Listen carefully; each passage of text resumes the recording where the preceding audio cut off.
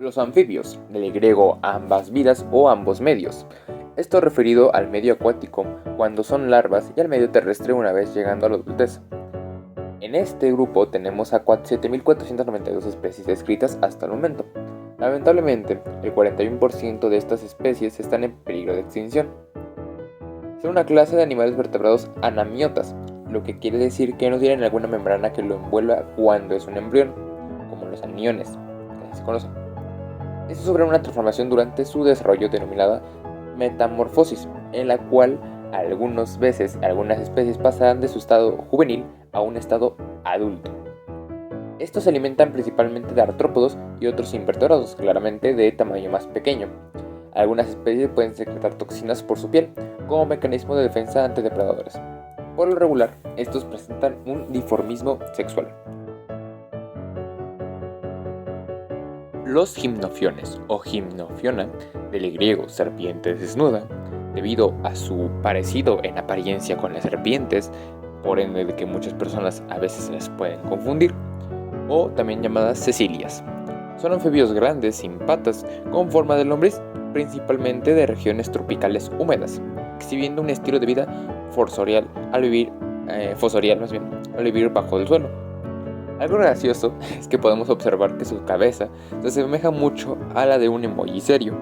Pero bueno, hoy en día se conocen un aproximado de 204 especies vivas de cecilias. Pueden variar su tamaño desde unos 10 centímetros de largo hasta superar el 1,5 metros. Estas por lo general son depredadoras de lombrices, termitas y otros pequeños invertebrados del suelo o el agua, en el caso de las especies acuáticas. Aunque, claro, las especies más grandes de las cecilias pueden llegar a alimentarse de otros vertebrados, como artrópodos, como otras ranas, por ejemplo. En esta imagen podemos ver el ciclo de vida de estas cecilias, o de la mayoría de estas cecilias, empezando con su puesta de huevos, que son adheridos a un sustrato.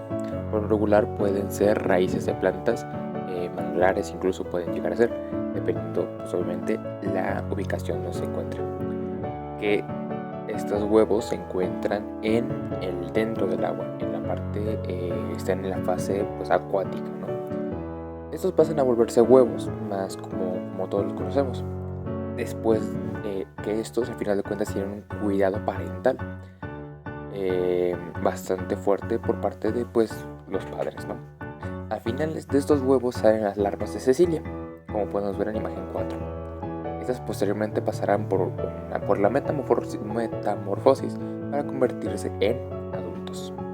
Ahora vayamos más un poquito a lo que sería su anatomía y morfología. Poseen un cuerpo alargado compuesta aproximadamente por 200 vértebras y una cola muy corta, aunque esta puede variar de tamaño dependiendo de la especie, cosa que nos gusta decir a los biólogos. No presenta cintura pélvica, cintura escapular ni extremidades, estando el cuerpo organizado en anillos, dándole pues un aspecto muy similar a lo que serían gusanos, ¿no? Los cuales pueden estar divididos en anillos secundarios o terciarios, considerándose dicha de característica como plesiomórfica. Las cecilias comparten una cabeza aplanada, altamente osificada, con pequeños ojos rudimentarios que realmente pues se cree que nada más solo pueden percibir la luz, más no son ojos que puedan pues obviamente ver, ¿no? Como tal. La piel por su parte es lisa y con surcos transversales, siendo la de la región cefálica lisa y muy dura. Esto debido a que las capas más internas se encuentran fusionadas con el cráneo. Poseen también dos estructuras protáctiles situadas a los lados de la cabeza, entre la nariz y el ojo. Estos apéndices, que son también denominados tentáculos, les permiten detectar olores, siendo únicos entre los vertebrados que pueden hacer esto. La mandíbula se sitúa en la parte inferior de su cabeza, lo cual evita el ingreso de tierra mientras cavan, debido a que estos cavan con su cuerpo, ¿no? Poseen además pequeños dientes proyectados hacia atrás, lo cual facilita la captura de las presas. Aparte, en la parte trasera del cuerpo, obviamente aquí vemos que tienen una llamada cloaca, o por lo que podemos considerar como un ano, donde desechan todos los compuestos orgánicos que se han deshecho de sus presas.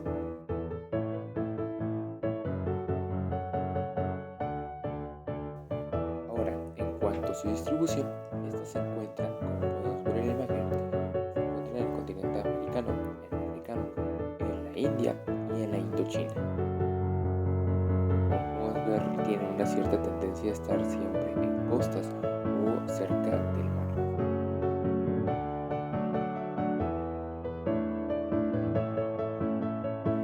Los anuros son el grupo más numeroso de los anfibios.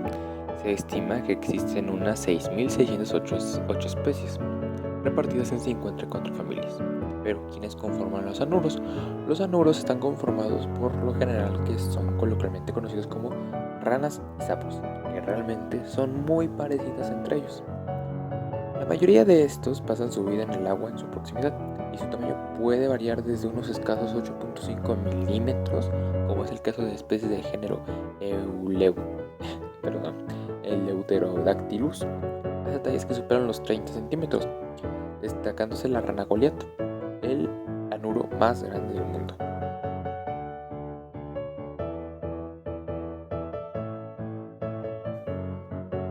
Realmente los anuros, en general las ranas y los sapos, comparten casi prácticamente la misma anatomía o la misma anatomía y morfología, presentando casi el mismo tipo de huesos, solamente tal vez de diferente tamaño, por lo que ahora nos basaremos en los dos. Los anuros presentan una boca muy ancha, con dientes diminutos o sin ellos, dependiendo de las especies obviamente, y con una lengua protráctil, que es la que ocupan más que nada para cazar, ¿no? Como hemos visto en varios videos. Los ojos están provistos de párpados y los oídos no tienen pabellones externos, diferenciándose únicamente una membrana timpánica superficial. Los anuros presentan dos tipos de cintura pectoral, dependiendo de la disposición de los elementos centrales. La más común, llamada cintura arcífera, presenta los cartílagos epicoracoides, con el desarrollo de cuernos posteriores que articulan con el esternón. La otra cintura, la cintura firmisterna, no presenta estos cuerpos y se caracteriza porque el esternón está fusionado en el arco pectoral y los cartílagos epicoracoides están fusionados entre sí. Ahora, como podemos ver en las diapositivas, podemos ver el sistema esquelético de una rana, la cual realmente es muy parecida al sistema esquelético de un sapo. Podemos ver aquí, el cual tiene el cráneo que tiene pocos huesos, tenemos aquí las articulaciones, tenemos las vértebras, el fémur, tenemos el hueso pélvico y tenemos básicamente todas las extremidades que se tienen, ¿no? También podemos ver después su sistema de, sus órganos que se puede llegar a tener, como la lengua, el cerebro, el ojo, los ojos, ¿no? El corazón y el páncreas y el estómago.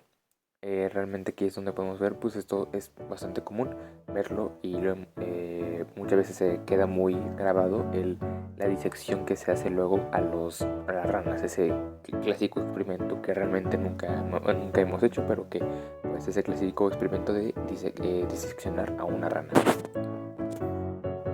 Los anuros, al ser anfibios dioicos, es decir, que tienen sexos separados y poseen diferencias entre machos y hembras, cuando comienza la época favorable para las ranas o sapos, es decir, la primavera, es cuando las hembras tienen los huevos ya madurados, momento en el cual entran al agua para encontrarse con el macho para la cópula. Esto ocurre mediante un abrazo por parte del macho, donde a nuestra perspectiva podríamos ver como que el macho está por encima de la hembra, por parte del macho a la hembra, y puede ser inguinal o axilar, es decir, abrazado desde la ingle o axilas. La fecundación es externa y a medida que las hembras ponen los huevos, el macho libera el líquido seminal cargado de espermatozoides y pues de esta manera los fecunda. De los huevos surgen las crías en estado larvario, llamadas renacuajos, ¿no? Comúnmente renacuajos. Estos viven en el agua, ¿no? Mientras que los adultos pueden llevar una vida semiterrestre. Allí el nombre anfibio, aunque siempre necesita lugares húmedos cercanos a fuentes del agua. En los anuros, por lo regular, existen los cuidados parentales, aunque es que pueden ser como escasos, pero existen dos estrategias, una llamada estrategia R y otra llamada estrategia K. La estrategia R es como la más descuidada, donde los padres se muestran como más descuidados, y es la mayoría realmente. Tienen a las crías, ¿no? Pero estos dan pocos cuidados a esta, ¿no? Básicamente se aseguran de que la mayoría al menos pueda sobrevivir las suficientes como para perpetuar la especie pero pues no se aseguran de que todas sobrevivan. Y luego tenemos la más bonita, que sería la estrategia acá. Pues tenemos como por ejemplo al sapo de Surinam y a la ranita de Darwin, y las ranas del género Ophaga, como se dice, como la rana dardo venenosa. Estos como que pueden poner como por ejemplo, tomando ejemplo a este género, estas ranas ponen como sus huevos en el bosque. Luego el macho los protege de los posibles depredadores, además de mantenerlos húmedos. El padre lleva agua en su cloaca para mojarlos, para que éstas sigan teniendo como el ambiente húmedo o de agua. Una vez que las crías nacen, la hembra lleva los renacuajos en la espalda hasta colocarlos dentro de sus cuencos, que forman plantas en forma de roseta como la bromelia. En estos casos, la hembra, básicamente se asegura de que estén seguros a salvo. La hembra alimenta a los renacuajos mediante huevos no fecundados hasta que las crías sean lo suficientemente fuertes y grandes para concurrir la metamorfosis. Una vez que esto sucede, los padres básicamente dejan a las crías a su suerte. Como podemos ver en la imagen, pues aquí tenemos una imagen pues que representa bastante bien cómo es el ciclo de vida de una rana o de un sapo, porque realmente es muy parecido. Entonces esto lo voy a repetir después.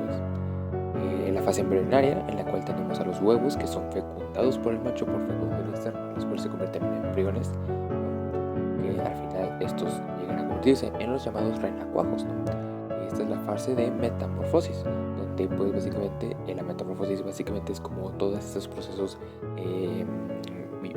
morfológicos en los cuales morfológicos, donde la larva pasa a convertirse en un adulto. Vemos aquí al renacuajo normal, vemos que después se convierte en un renacuajo con 2 patas, luego al renacuajo con 4 patas, que básicamente sería como su estadio larvárico, o algunos llaman estado juvenil, ¿no? Y este pasa por la última metamorfosis hasta que se convierte en la fase adulta.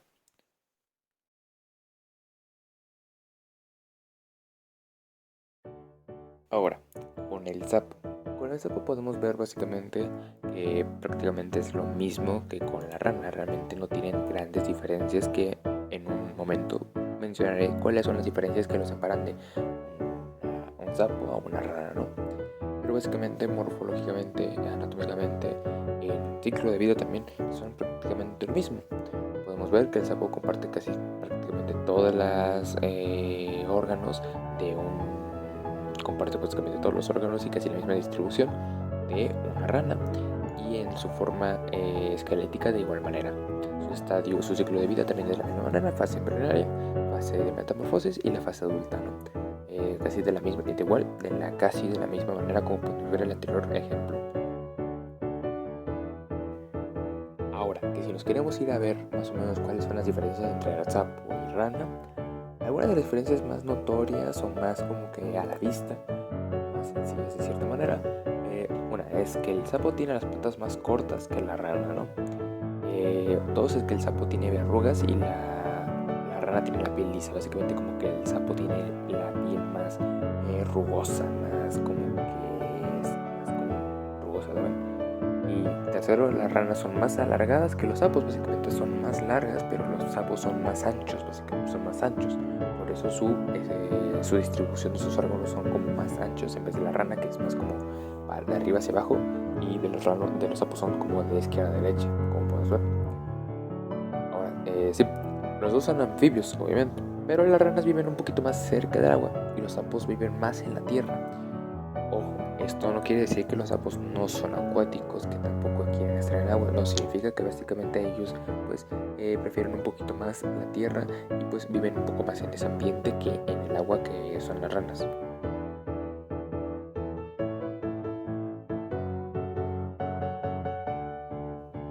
Ahora, por los caudados, también conocidos como salamandras o tritones, ¿no? Son un clado de anfibios compuesto por 695 especies vivas. Aquí es donde se encuentra a una especie que realmente se ha hecho muy famosa en nuestro país últimamente. A diferencia de los anuros, que son las ranas o los sapos, tienen una cola bien desarrollada y carecen de un oído medio. Las salamandras exhiben una larga cola durante todas las fases de su vida. Y obviamente la mayoría son de tamaño pequeño y no superan los 30 centímetros de longitud, aunque especies como la salamandra gigante de Japón pueden sobrepasar el metro de largo. También en esta fase fase tienen una fase acuática y una fase terrestre, que luego lo veremos un poquito más en detalle con una especie, que hay especies, por ejemplo, con los ajolotes, que hacen algo diferente, porque son muy básicamente salamandras, solo que hay una diferencia en su desarrollo.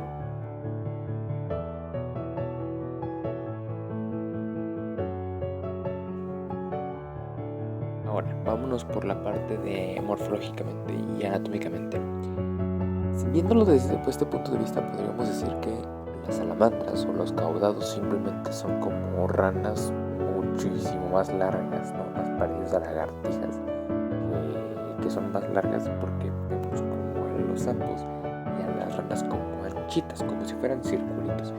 Podríamos pensar que entonces las salamandras y los tritones son como si fueran tubitos, ¿no? ¿Por qué? El cuerpo es alargada, provisto de dos partes de patas cortas de aproximadamente la misma longitud, pero en algunos casos están reducidas o incluso el par posterior ausente.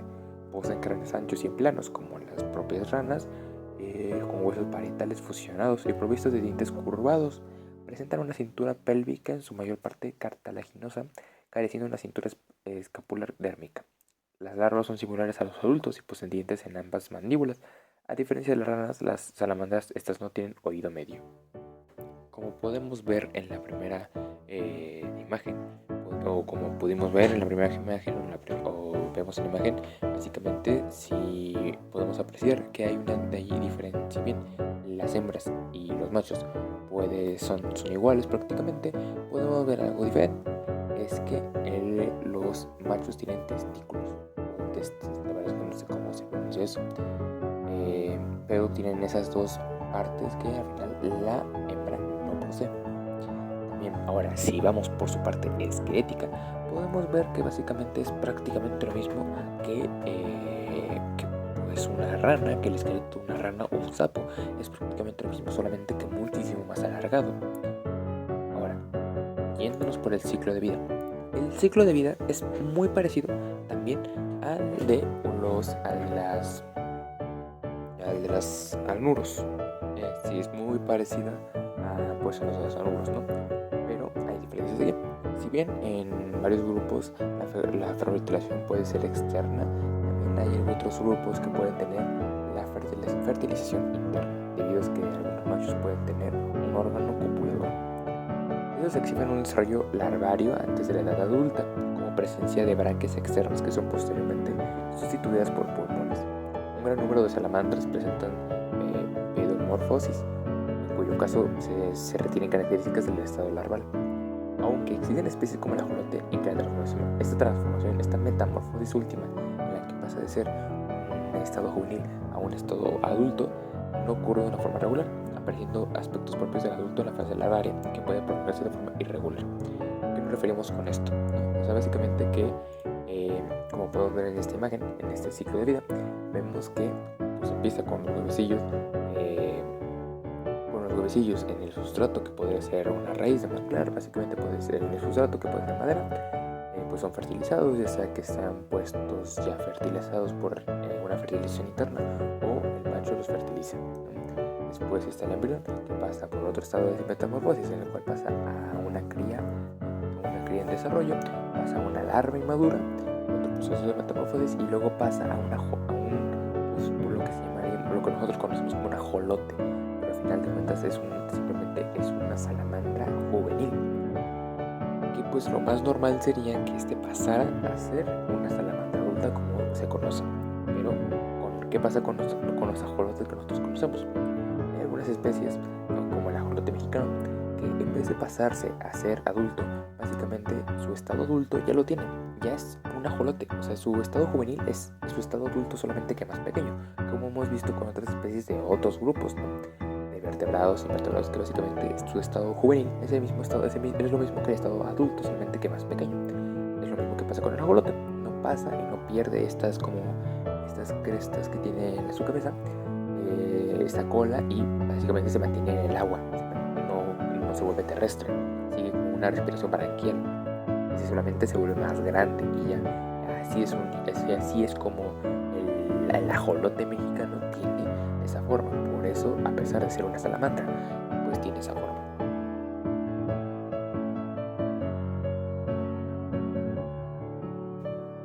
Si nos vamos por su distribución, estos se distribuyen en los continentes del hemisferio norte, con excepción de unas pocas especies en el norte de Sudamérica. Un tercio de las salamandras conocidas habitan en Norteamérica. Aunque la concentración más alta de estas se da en la región de las montañas Apalaches.